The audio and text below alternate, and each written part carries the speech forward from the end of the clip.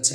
তো রবীন্দ্রনাথের ছোট গল্পের মধ্যে আপনার প্রথমেই যেটা এখানে বলা হয়েছে, প্রথম ছোট গল্প হচ্ছে ভিখারিণী। এটা হচ্ছে প্রথম প্রকাশিত ছোট গল্প ভিখারিণী। আচ্ছা, আর প্রথম সার্থক ছোট গল্প যেটা, এটা হচ্ছে আপনার দেনা পাওনা। ল্যাবরেটরি হচ্ছে সর্বশেষ ছোট গল্প। অনেকে আবার বলে যে সর্বশেষ ছোট গল্প হচ্ছে মুসলমানের গল্প, এটা নিয়ে একটু কনফিউশন আছে, ঠিক আছে। তো রবীন্দ্রনাথের গল্পগুলোর মধ্যে আপনার প্রেমের গল্প আছে, সামাজিক গল্প আছে, অতিপ্রাকৃত গল্প আছে, বিভিন্ন ধরনের গল্প আছে আর কি। এখন আমি একটা খালি স্লাইড নিয়ে আপনাদেরকে রবীন্দ্রনাথের ছোট গল্পগুলো সম্বন্ধে একটা আইডিয়া দিব। আই হোপ যে এটা আপনাদের ভালো লাগবে আর কি। এবং রবীন্দ্রনাথের ছোট গল্প কিন্তু অনেকে পড়ে থাকে, আমি নিজে কিন্তু ছোট গল্প অনেকগুলো পড়ছি। এবং রবীন্দ্রনাথের একটা আছে, যদি সময় থাকে একটা কাজ করবেন যে নেটফ্লিক্স থেকে স্টোরিজ অফ রবীন্দ্রনাথ ঠাকুর নামে একটা সার্চ দিয়ে দেখবেন যে রবীন্দ্রনাথের প্রায় 20টার মতো ছোট গল্প নিয়ে তারা হচ্ছে ছোট ছোট আপনার নাটকের মতো বানাইছে আর কি, সিরিজ। তো স্টোরিজ অফ রবীন্দ্রনাথ ঠাকুর এটা দেখতে পারেন, একটা কাজে দিবে। আচ্ছা, তো রবীন্দ্রনাথের ছোট গল্পগুলোর মধ্যে আমি প্রথমেই আসবো হচ্ছে ভিখারিণী, কারণ এটা হচ্ছে একদম তার প্রথম যে ছোট গল্প, এটা ভিখারিণী, ঠিক আছে। এটা হচ্ছে একদম প্রথম ছোট গল্পটা। আচ্ছা, এরপরে হচ্ছে তার ছুটি। ছুটি ছোট গল্পটা হয়তো অনেকেই পড়ছেন পাঠ্য বইয়ে। এই ছুটি ছোট গল্পের ফটিক, সে হচ্ছে নিজের বাসায় অনেক বেশি খুশি ছিল গ্রামের বাড়িতে, পরে তাকে শহরে নিয়ে আসছে, শহরে নিয়ে তার আর ভাল লাগে না, একসময় সে হচ্ছে মরে গেছে এখানে, ঠিক আছে। আর এরপরে হচ্ছে আপনার কাবুলিওয়ালা। কাবুলিওয়ালা হচ্ছে একটা ইম্পর্টেন্ট ছোট গল্প, কাবুলিওয়ালা। কাবুলিওয়ালাতে হচ্ছে আপনার কাবুলিওয়ালা যে, তার নাম হচ্ছে রহমত। এই রহমত হচ্ছে ফ্রিতে খুকিকে খাওয়াইতো মাঝে মধ্যে, খুকির বাসায় গিয়ে পরবর্তীতে এক সময় অনেকদিন পরে এসে দেখে যে খুকির বিয়ে হয়ে যাচ্ছে। এটা দেখে রহমতের অনেক ভালো লাগছে, রহমত অনেক খুশি হয়েছে, কারণ রহমতের নিজের হচ্ছে খুকির মতো একটা মেয়ে আছে আফগানিস্তানে। কাবুলিওয়ালারা হচ্ছে কিন্তু আফগানিস্তান থেকে আসতো, তো রহমত কিন্তু আফগানিস্তান থেকে আসছিল এখানে বেচা বিক্রি করতে আর কি, ঠিক আছে। আচ্ছা, এরপরে হচ্ছে আপনার খোকা বাবুর প্রত্যাবর্তন। খোকা বাবুর প্রত্যাবর্তন, এখানে হচ্ছে আপনার মেইন চরিত্র যেটা, সে হচ্ছে রায়চরণ। খোকা বাবুর প্রত্যাবর্তন, মেইন চরিত্র হচ্ছে রায়চরণ। এই রায়চরণ হচ্ছে একজন ভৃত্য বা চাকর। হ্যাঁ, এই রায়চরণ হলো তার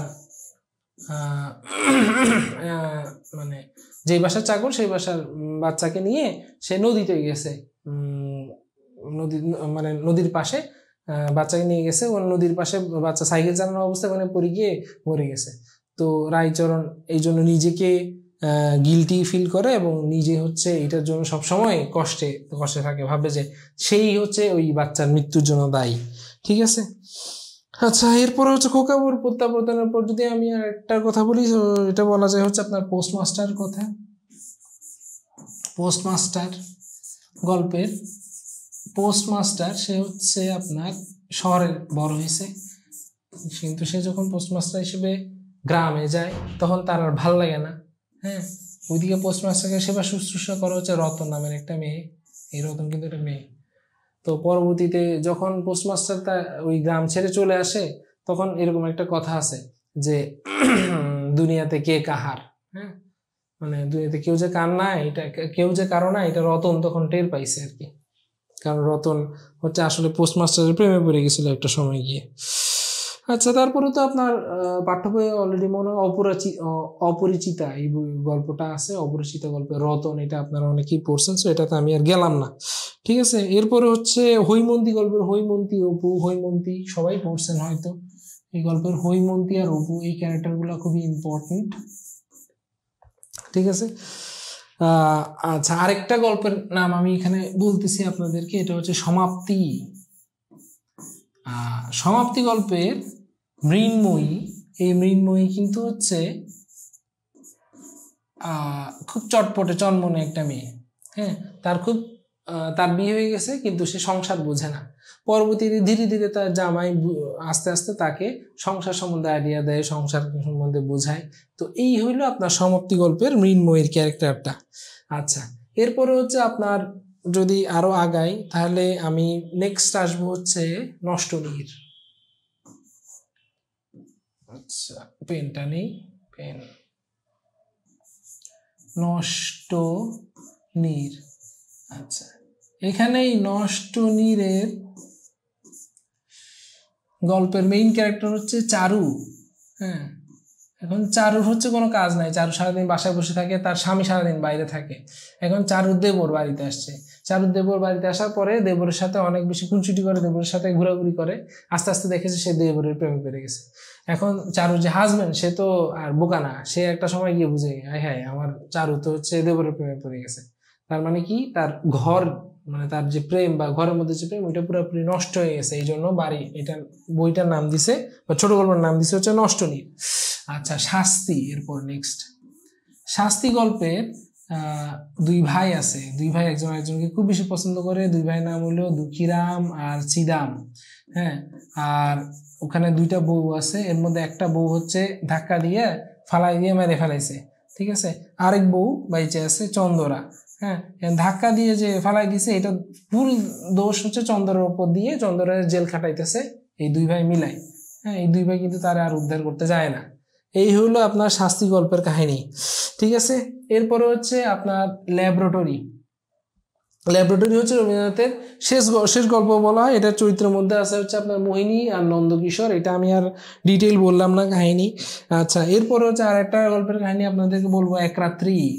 এক রাত্রি মানে একটা রাত্রি। এই এক রাত্রি কি হয়েছিল, এক রাত্রি হচ্ছে বৃষ্টি হচ্ছিল এবং ওখানে সুরবালা হচ্ছে বৃষ্টির সময় বাইরে দাঁড়াই কাটাই দিছে পুরাটা টাইম।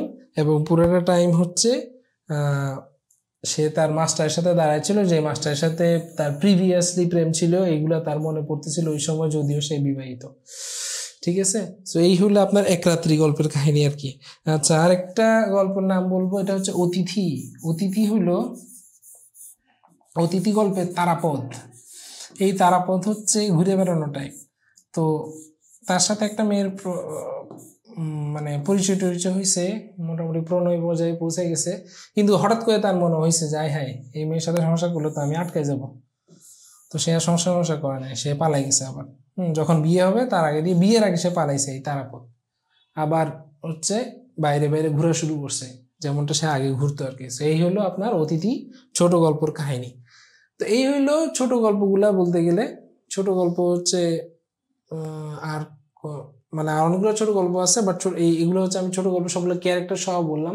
তো ক্যারেক্টারগুলা এই জন্যই ইম্পর্টেন্ট, কারণ হচ্ছে পৃথিবীতে মাঝে মধ্যে আসে যে রহমত চরিত্রটি কোন ছোট গল্পের অন্তর্গত। হ্যাঁ, তখন আপনাকে আনসার করতে হবে কাবুলিওয়ালা, টিকমার্ক দিতে হবে কাবুলিওয়ালার উপর, ঠিক আছে। সো এই হলো আপনার রবীন্দ্রনাথের ছোট গল্প কভার হয়ে গেল।